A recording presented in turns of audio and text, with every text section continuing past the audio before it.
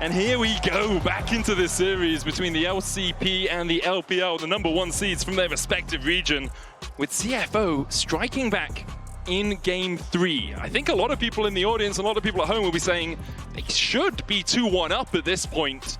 For AL, you're on the brink of, well, not right now because you have 2 more games, but you're in a position where you could be getting knocked out of MSI before you even get to the top 3, even the finals, which is kind of where we were expecting AL to end up. Regardless of what you think about this series, CFO have demonstrated that they have the caliber to compete against the best in the world. Yeah. They have the potential, they have the groundwork needed. And consistently do so. Yes, they do. Their style is that of control. And while we do still see mistakes in their play, at the end of the day, they are pushing teams like many have been unable to do. Now, of course, they still only have 1 game under their belt. We have to push aside the ifs, the what-ifs, the maybes, the could-haves. This is their position. They need to find another win. They've chosen to keep Rest in. And they're going to move to the red side once again. They're going to look to try and give him that counter pick. Red side with a 100% win rate in this series. AL won 2 games on it, CFO won a game on it.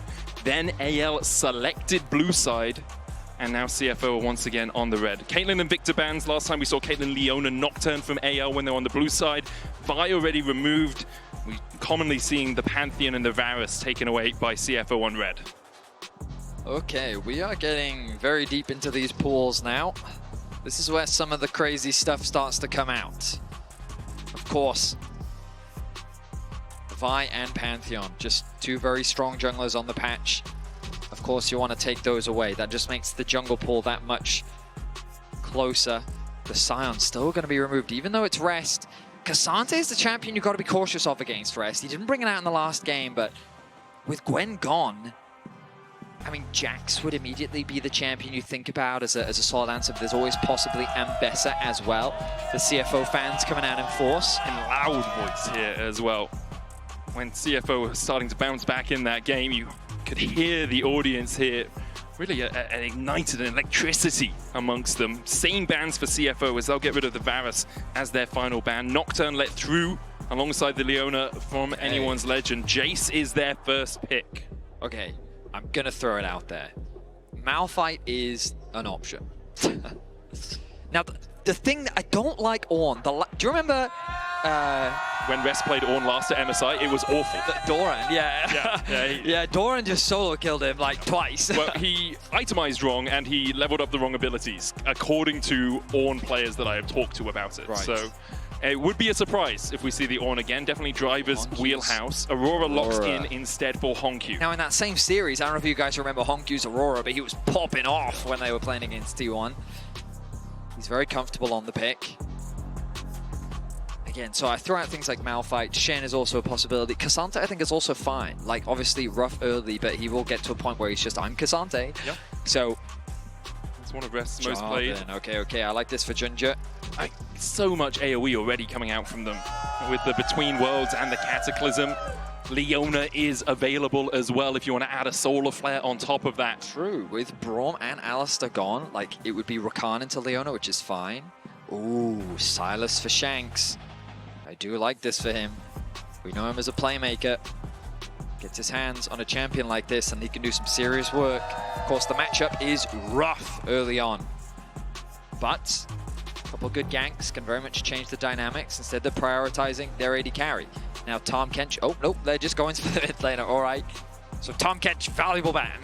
Really valuable ban here for CFO to make sure they can actually get on that backline. A lot of range as well for AL already with the accelerated shock blast, with Jinx with her rockets. It's going to be very difficult. Thinking about it, do you really want to give it a Silas as well? I don't like it. I'm sure he feels confident in this matchup, which is fine, but picking it into the K'Sante, into the Silas specifically, I think is a rough one, and I prefer this more. Not only do we know Rest to be a very good K'Sante, and when your back's against the wall in a series like this, playing Comfort I think makes a lot of sense. It also just like, it doesn't give Silas another good ultimate to steal. that's always the problem when you have an early Sylas. Yes, you can build your composition around the fact that there's a Sylas on the enemy team, but you also are just pigeonholed in the champions that you want to pick. I mean, the reason you didn't pick a Malphite here is the fact there's a Sylas on the enemy team, right? The hardest counter in League of Legends, no matter what lanes they're in as well. Sylas can be mid, Malphite can be top, and it's still an incredible counter. CFO on the same page as you, though, Vedi, as they get rid of the Tahm Kench here in that second phase. Start pinching that AD carry pool. That's what AL should do. Caitlyn's already taken away. So Sivir, another one that you should consider getting rid of. Aphelios. Oh, Doggo's Aphelios. Yeah, especially if AL is thinking about Jinx Lulu. Because range supports now, they're very high on the priority list, right? So Draven going to be taken away from Doggo. I very much agree with you. The Aphelios should be considered. I mean, I forget what season it was, but Jinx Aphelios was the meta for God knows how long. Years ago? Yeah. Something like that. The 200 years. And I can tell you right now, Doggo played in that meta. If you guys didn't get to see his Aphelios game, it was, I mean, EU fans can remember that one for a while. I've tried to block it out of my memory, I'm going to be honest. There's a Sejuani ban by CFO, trying to get rid of a non-committal engage source from AL, and also a tank that they could play in the jungle. Obviously, the Glacial Prison, the ability just also to chuck that out at people. The melees synergizing with the Sejuani as well. Good pairing. All right, so what will the final ban be here? Is it a Sivir? Is it an Aphelios? What are they thinking? Kalista also making a way through picks and bans here. Hasn't had a great time at MSI. I don't think you'd want to pick it into the Jinx either, but I'm just putting it out there because it is so often highly prioritized when it comes to draft. The thing is, if you lock in Aphelios now, if they don't go Lulu, you could just do Lulu yourself. But you could go Thresh first and then go the Aphelios second. Blood. Well, so because AL could just do Blitzcrank, that's why, yeah. Yep. So the reason Blitzcrank is great into Thresh is Thresh's hook CCs himself. So if he throws out a hook, you can just hook in response and you pull him in. Yep, this is what I was worried about. This is why I preferred the Aphelios first pick, because then you could have responded if a hook champion comes out on the other side. But yeah, all right. Oh, okay. Oh, Maokai. I mean, it does everything you want it to do. Never go wrong with a Maokai. Yep. Gives you zone control, allows you to control those neutral objectives really well, and is a tank, which is really what AL are looking for, someone on that front line. Also, the saplings. Tanky this game rather than AP. Also, the saplings give you vision for the hook. Ashe currently the hover for CFO. Long range pick potential, really good with the Jarvan, with the Thresh. It's a bit scary versus Maokai. I mean, Doggo playing Kog'Maw, if he doesn't use the Corgi skin would disappoint me, I'll be honest. But it is going to be Sivir instead. I mean, so I prefer this more into the Blitz. Yeah. Because you do have that spell shield available to you, right? Which makes it that much harder to lock you down. Also, silent. I mean, actually, spell shield's so good into this comp, isn't it?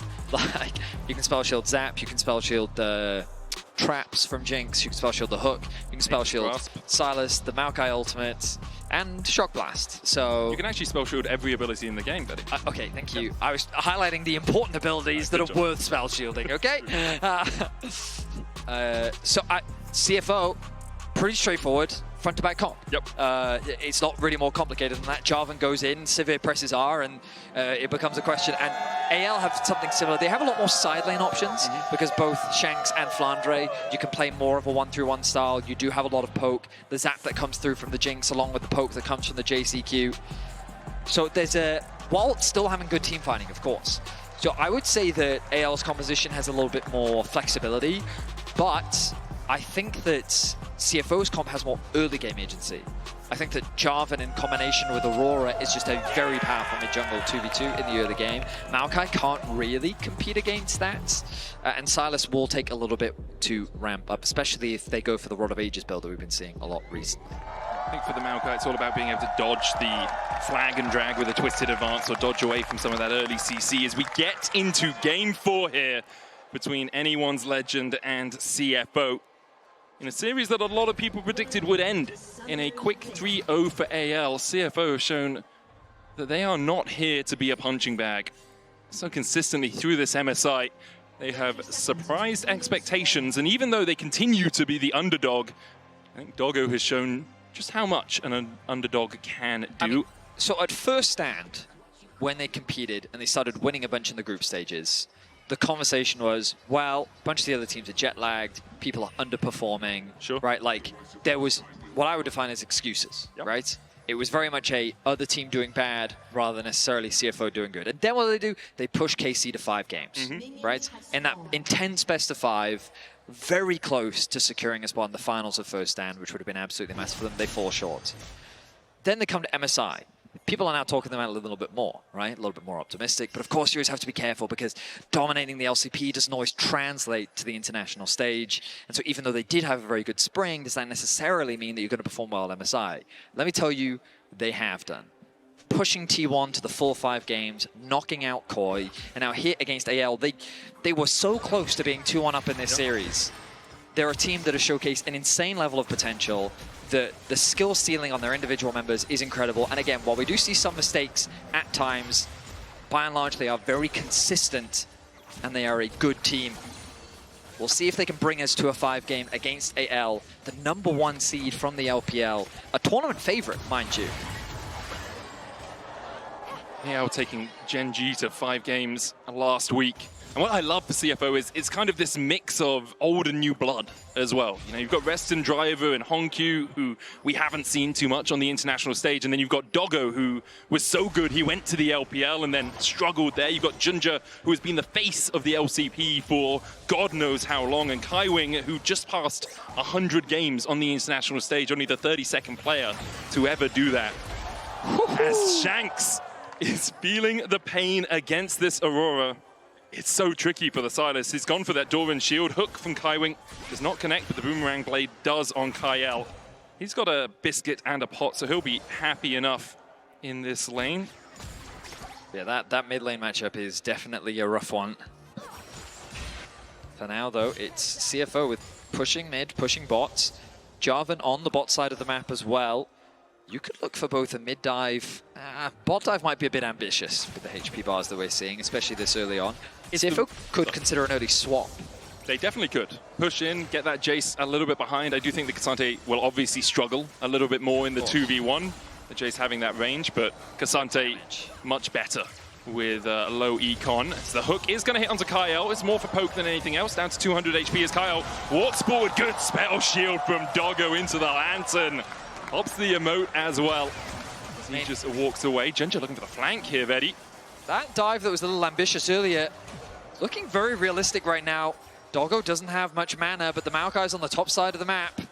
Junja spotted on vision. Here we go. Tarzan a mile away. Kaiwing looking for that hook. Junja steps forward. Hook's going to land onto Kyle. He's pulled back. Played. And first blood goes to CFO. Tarzan looking for the flank here onto Honkyu in the mid lane. Kaiwing surviving towards the bottom side. Hope electing not to go any further as they get the twisted advance in the mid lane onto Honkyu. Shanks looking for the damage, but doesn't have a huge amount of mana. The twofold hex might be enough from Honkyu here. He flashes over the wall in the void. Spraggle Smash gets the auto down.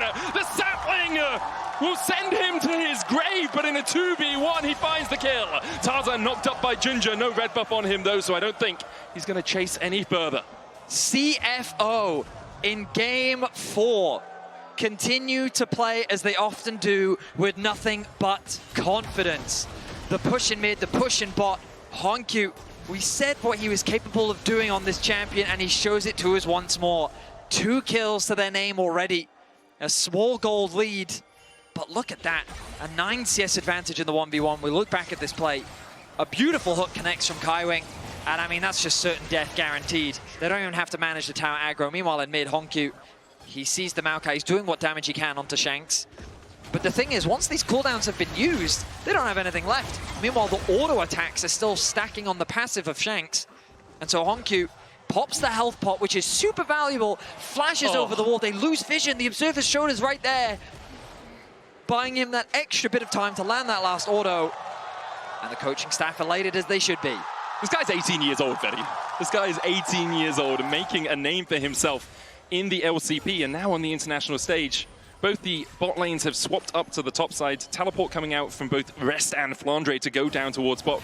Flandre actually going for the cull here as Honkyu turns the damage back down onto Shanks, gets that electrocute proc, and will force him low. Honkyu about 2 minions away from hitting level 6 here. Shanks does still have his flash. The swap that we were talking about coming through Well, it's already come through, I should say, from Hope and Kyle, but now the Sivir looking to match on the top side. Another swap is going to happen from Hope as they... there we are. Look, you can see the Jinx sitting on the minimap, going to path back towards the bot side. So they're trying to avoid this 2v2. Oh, I might stand corrected. Now that Sivir's been spotted, looks like they want that 2v2. Oh, big ulti drop from Honkyu, chipping away at Shanks. That's going to be a TP into the mid lane from the Blitzcrank as Kaiwing sets his sights on bot. Flandre needs to be careful here because there's the Lantern, there's the play. Flandre, he was looking for the prediction flag on the death sentence, but it's still enough. Kaiwing will take the kill. CFO will claim the feat of strength, or the feat of warfare, as they pick up the first 3 kills of the game and a 1,000 gold lead here, Vetti. Flandre, patient with the flash, but it's not enough against Junja. Beautiful EQ flash combo to still get that knockup. And CFO secured their 3rd kill of the game. You can feel the momentum quickly shifting the way of CFO. In this early game, they need to keep things going. Vision going to be lost around the Dragon. The 280 carries matching on the top side. Honkyu got to get away. Kyle's fishing. Veil. Kyle will land the hook onto Honkyu, but a great winning! That buffer was insane! I didn't know you could do that. That was sick from Honkyu. He avoids the hook, and now Kaiwing knows Hope is isolated. Doggo has that level 6 as well, the on the hunt for a chase potential. Hope has barrier, but no flash as they go on the hunt. The Flame Chomper's down, Kaiwing will land the hook again, and all hope might be lost. He survives, Kaiwing can't tank up any more tower shots up towards that top side. Kyle on his way across as well. Ooh, Shanks going between worlds, stolen away that ultimate, but just can't land the chains. Honkyu, with his fancy feet, continues to dodge and dance away. The 2-fold Hex pulled back won't be enough to chunk out Shanks. Nice trading there from Shanks. Hope did use the rocket in the top lane as well. Doesn't actually find a pick, though. Base is going to come through from CFO. They don't get the barrier out from Hope, which is what I think CFO is looking for. Knockup going to come through. Kyle knows it's not really worth trying to connect the hook. Another wave going to be pushed in, though. And that is a very healthy lead for Doggo, securing the kill. Nice CS advantage. Mid also with an advantage. Grubs being started off by Tarzan. He's no stranger to this objective. Smite's going to come through, and I imagine he's just going to back away. He gets one of them. Might look for a second as well. The Lantern down. Ginger will get a smite of his own. Okay. Getting the second, obviously taking away that objective for the feats is quite nice. Honkyu was low mana in the mid lane as well. But also, Doggo had just backed, and they knew that Hope was making his way back out onto the map, so if they forced that fight, they were guaranteed to be at a numbers disadvantage. They wisely disengage. They'll give 2 grubs to 1, not the end of the world.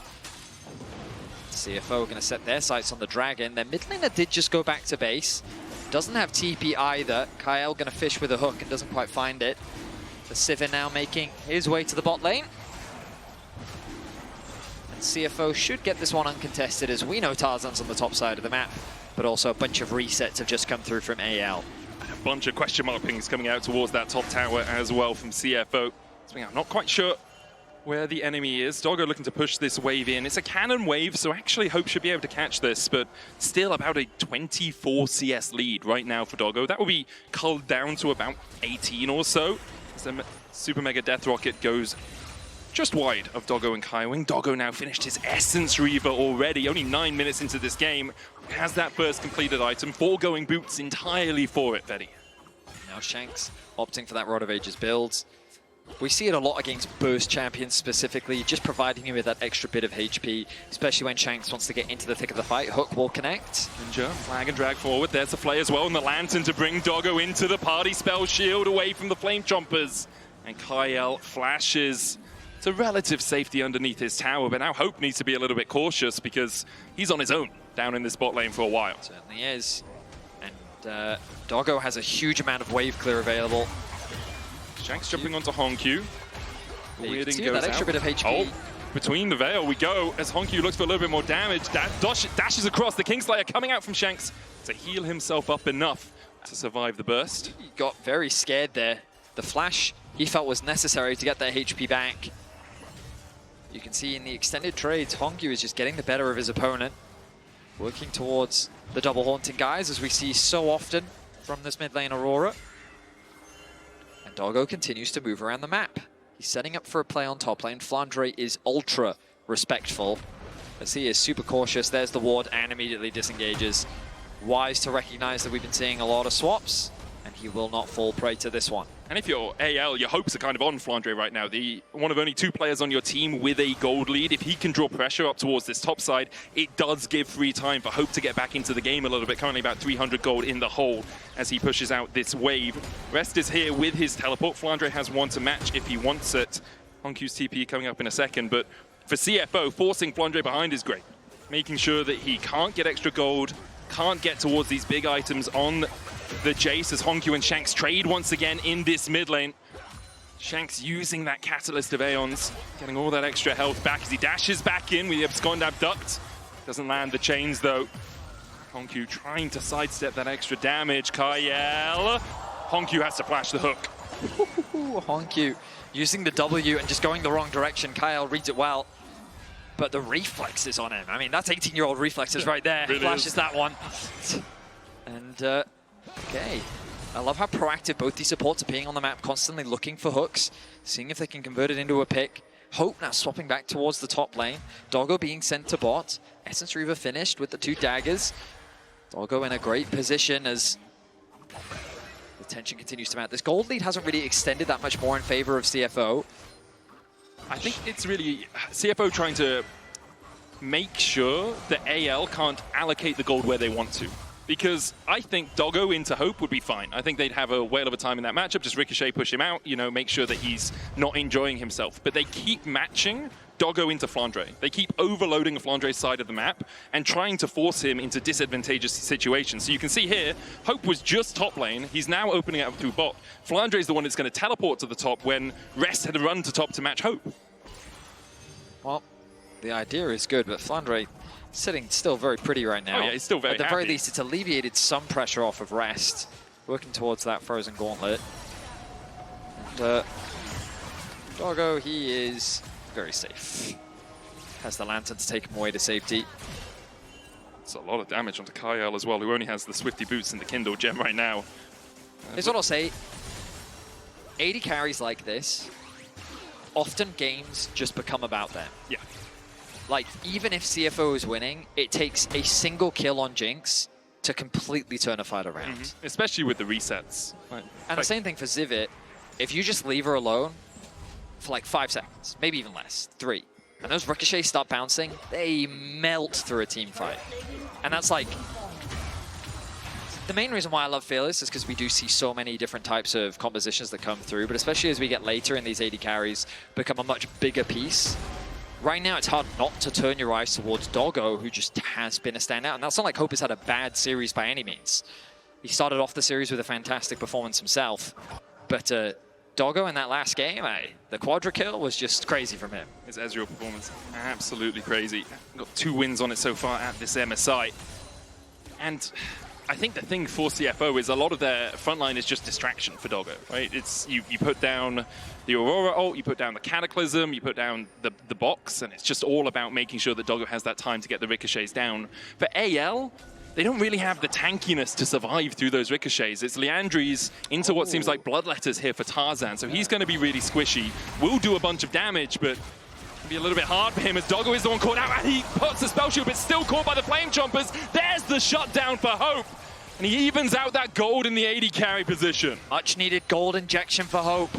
And the combo was clean. The traps come down, and as you identified, Medic, the spell shield was on the knock-up of Kyle. So when he takes the Lantern to safety, he actually gets dragged through the traps and locked up.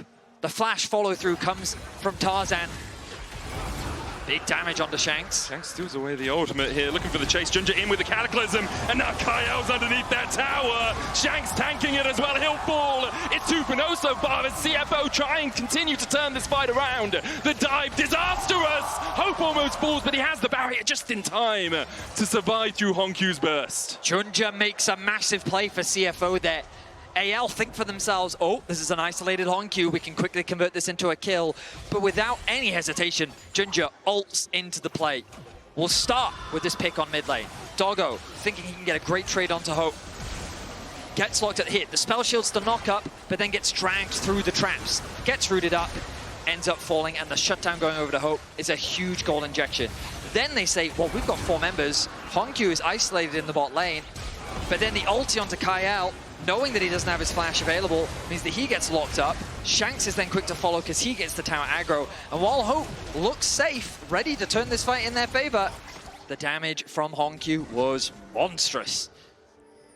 He is in a really strong position on this Aurora. 700 gold ahead right now. Ginger as well has finished that Sundered Sky. Double Ruby Crystal for a little bit of extra health. Pretty even game still, though, between CFO and AL here. Only 600 gold in it. Flandre, the one for AL, that really has garnered himself a gold lead through this early game. Yumu's complete on him, has the tier as well, building up towards that Manamune. 3 stacks on the Rod of Ages for Shanks. Next fight, likely to be around this Rift Herald. A lot of vision here for AL. Double control wards, double wards around it as well. As Rest gets the Intofos back here, Flandre does have to be careful if he's in the clutches of this Cassante. It's pretty easy for the Cassante just to drag you away from where you want to be, and that's exactly what Rest is trying to do. Forces Flandre out. Flandre steps back in and will clear out these minions. Rest should feel very comfortable in this matchup right now. It's going to be very difficult for Flandre to have any real kill threat on him. With the Herald alive. 2 items on Doggo, Betty. Yep. I was just about to say, I feel like it's AL that needs to be cautious, but as we've learned from this series, AL, they like to contest objectives. Do they have a deep water TP too? Quick check. Right now they don't. Yeah. Bases are going to come through from both top laners. They both have teleport. There's one TP, but that's Hongkyu going up towards the top side. Flandre's going to open up through mid while his Rest is pathing down towards the bottom side. Now goes back towards that mid lane. Hongkyu will get the push here on the top side as CFO start up the Rift Herald. Here we go. Top laners making their way over. No AL vision. want to contest this. Really for AL. They have one ward just over here, which gives Kael an opportunity to find a hook. He'll step forward, clears out the vision. Rest coming across. Is that Rift Herald still pretty healthy? 6,000 now. Kael still looking for that hook. There's the Nature's Grasp coming out from Tarzan as AL wants to take the fight. A couple of roots going down, but between worlds goes the Aurora. Rest able to dodge away. The Lantern there as well for him. Shanks steals the Cataclysm. Rift Herald secured by CFO. A counter Cataclysm onto Tarzan. Not really the target you want. Doggo untouched so far. Almost eats a zap as Shanks dives back in. Flashes over the flag and drag as Hope flashes forward as well as CFO have managed to get 4 members out. Ginger almost takes down Hope, but gives the bounty across. And CFO will manage to get out with 4 players alive. My goodness, those health bars got very low on both sides. No one could confirm a kill for so long, but it ended up being a 1-for-1. We look back at the fight and it's Rest that's the focus. We expected this to be a front to back fight, and wisely they just target the front line. They do some seriously good damage to him, but then they've committed a lot, so now they don't really have much left for the back line. Hongkyu kind of dancing on that edge very dangerously. Ginger trying to provide that space for him. Then Doggo steps up saying, I want to start dishing out damage. And he does a lot. And it's Shanks diving into the back line that forces Doggo to flash away. But at this point, Ginger doesn't have anything left. He's isolated. He has no way to get out. And it ends up being a 1-for-1. Hope picks up another bounty. He now has a gold lead over Doggo, even though he's 26 CS behind. 4 waves in their entirety. Hope's picked up the bounty off Doggo and Ginger so far this game. And he can be a difference maker here for AL. Has that Infinity Edge now complete. Hongkyu, on the other hand, 1,000 gold lead over Shanks. Having an absolute stormer so far. No one here to answer on the top side. AL will get their first tower of the game, but CFO have already secured a turret of their own and have those feats of strength complete. Dragon alive. CFO quick to start this objective off. Doggo with the push in mid. The Herald there to assist with that push. Right now, AL's a little scattered. Shanks hovering on the bot side of the map, trying to find an angle in. Right now, he can't find one. The base is coming through from Tarzan, so it looks like they're just going to concede this. Tower secured as well. A gamble as the Jinx rocket comes through to try and steal, but it's not going to convert into much.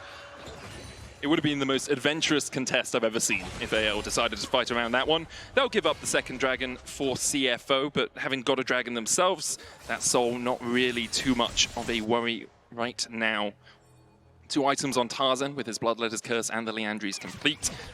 And it feels like, you know, CFO are in a strong position. Fight's kind of coming out towards their favor, but it's basically even between these 2 teams, especially with Hope getting those couple of bounties. He is back to a strong position on this Jinx. Flandre as well, if he gets some time to poke and prod with those accelerated shock blasts, has the Mana Mune all the way up to the Muramana and that U moves. Atakan, possibility. Kaiwing trying to retreat, get away from that sapling so he can't be slowed. The hook from Kyle. That rocket not going to grab anything. As Rest is up towards the top side right now, working his way down, doesn't have the teleport. No TP as well for Shanks. He just went back to base. Atakan started by an accelerated shock blast, but not really either team wanting to actually take the objective right now. It's Shanks whose positioning is the most awkward. Hongyu going to go back to mid lane to clear out another wave. Now the Atakan has been started off. Another wave pushed in. The wave clear from CFO is relentless. But they recognize that this is still a very dangerous fight to take. The thing I'm recognizing with this comp from AL is they do have an inherent range advantage. With Flandre and Jinx, it's hard for CFO to necessarily play an equal front to back, simply because AL can throw down the Nature's Grasp. They can poke at you with Flandre's QE combo. They have Jinx hitting you with zaps. When the RFC comes through, she's also just going to be trying to hit you with those auto attacks and praying for a nice crit. CFO are, for all intent and purposes, a pretty short-range composition, and so they need an ambitious play from Junja, or they need a really good hook to come through from Kaiwing. I think starting off these fights is just harder for CFO, and I think that's why playing through objectives is the best way to do it. Use the objective to draw them in, and then turn it into a fight. You want to be on those objectives first as well, because otherwise the zone control coming out from the Flame Chompers, from the Jinx, from the Blitzcrank with the hook, from the Jace as well with those accelerated shock blasts. Because of Civi's ultimate, it's not the end of the world if they're second. Through it, I guess. Yeah, and because you also have like Cassante, you should feel pretty safe face checking. But I agree with you that like you don't ever really want to face check into a Blitzcrank. It's always just the threat of the hook is always there, and if you have vision control, it's so much harder for the shock blast to hit, for the hooks to hit. As Kyle will hook the other card here. There was no one backing him up, so even if he had caught Hongyu, it was tentative at best. It's like maybe I get a flash out, maybe I get a spell out of Hongyu.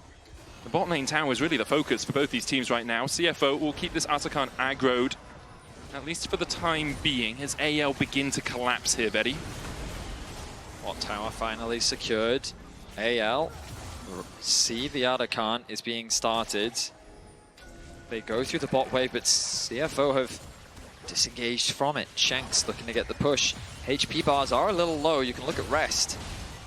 The poke now coming through from AL. They know they have the health advantage, and they should feel confident to start this one off. Junja healing up off the Gromp a little bit. The Atakan resets. Very tense between the two teams. Oh, lots of pings coming out on mid, though. AL might use the fact that CFO over-invested on this bot side just to take this mid-tier 1 down. Shanks with the level 10 on the Rod of Ages, now closing the experience gap. TP in mid lane is super dangerous. It's Rest. He should be okay. As Shanks jumps in, and he's not okay at all. Has to flash across the wall. Shanks gonna dive forward, and the Super Mega Death Rocket hits its man. I thought Cassante would be tankier as Shanks flashes in and looks for another. He'll get the double.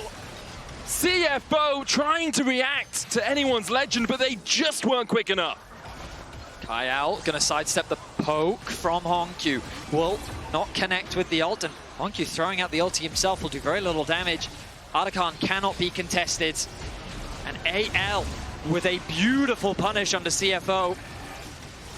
CFO, as you rightly highlighted, Medic, had just committed one too many members to the bot side of the map. Mid was completely exposed, and they should have just let the tower fall, but instead they tried to defend it. The Chompers were there, they have the numbers, and it's just a quick collapse. He flashes over the wall, but Shanks had already stolen the ulti away from Hongyu, and that allows him, working with Hope, to secure that kill. He then feels confident enough to get a second. Doggo does not have the damage to melt through Shanks just yet. And that means 2 kills, a tower, and Atakan. And it's that sort of thing that can explode a game, that can decide a game at this level. AL now with a 1.5k gold lead. CFO setting up around what would be Soul Point for them. And an Ocean Soul would be game-changing in this matchup. But AL force CFO out of the jungle. Rest is pushing through bots. recall coming out. Shanks just short of eating that death sentence. Shanks has bounced back very nicely in this game. And again, like CFO they're sending a lot to the bot side. They realize that they can gain access to the river, but look at how much control you're losing over mid. Hope is going to push that wave out. They also just don't have much control of their own jungle. AL, with the wave in mid, could just say, cool, get on soul point, we'll take the tier 2. That's what Flandre's starting to do right now, while the rest of AL will try to collapse. Shanks, off vision on the control ward. As there's the Nature's Grasp, eaten up. Kaiwing Mikhails himself, but the hook still lands, and the Fame Chompers are down. Honku trying to dive in. Shanks on the backline immediately, and Hope is on a killing spree. He finds one. Looking at Junja now as Doggo can't survive through Shanks. Rest goes all out, but Shanks goes golden as AL sends CFO to the morgue. A flawless team fight from AL as they execute perfectly. Focusing down Kaiwing, making it a front to back, and drawing their attention away from Shanks on the flank. They take out 4, only Junja is left, and maybe, just maybe, he can find a steal. But AL are looking to secure the Baron here in game 4. Have another look at this. Shanks off vision just gets that backline. CFO are aware of it, but once this hook connects and the damage is dealt, CFO have to react. It's a good ultimate from Honku, but then when Shanks arrives, the fight devolves into chaos. Junja is isolated from his team. Shanks is chasing the enemy down alongside Tarzan. He pops the Zhonya's right at the last moment to stay alive as well. And you can feel these fights getting harder and harder for CFO to play. There's still hope. They can still get back into this game. We have seen them have a comeback in game 2 where they almost took it from 8K behind, but against AL with Flandre's poke, with Hope only scaling up, and with Shanks playing as well as he is on this Silas, it is going to be so damn tricky. I mean, this is the thing. What do you do when Hope is staring you in the face with an Infinity Edge, an LDR, and a Kraken Slayer? Yeah. You want Hope to be on your side. It's true. And right now, he and Shanks have bounced back beautifully. The early game was very rough, but Hope hasn't died yet this game. Tarzan in a similar position, and with the Baron buff, they'll now start getting closer to the base of CFO. They'll need to turtle. They have a great champion for it. Hook connects. Another hook onto Rest. Tries to Pathmaker out, but the Flame Chompers will stop his retreat. Flandre now gets the kill. And Rest is sent to the afterlife. For AL, they can just continue to push in, and this is the defensive positioning against a Blitzcrank is so darn hard, because again, he looks for the hook. Honku has to use the ultimate to buffer out of it. And now he's caught up in Shanks' Cataclysm, who continues to chase forward. The Nature's Grasp coming out, Junja the one locked up. The Lantern from Kaiwing won't be taken by anyone as AL force CFO away from their inhibitor. Shanks dives in once again with the abscond abduct, and Junja is just trying to get away, but he's slain. A King Slayer to take down Junja. And AL will take the mid inhib, will take the top inhib as they TP in and look for the end. AL is looking to close things out. It was a hard-fought series. They were pushed to their limit. But AL see the Nexus. Shanks dives in, goes between worlds. The Nexus towers fall. And CFO can only watch as AL rip them to shreds. The Oysters are shocked. The Pandas are eating good. AL claim the series 3-1.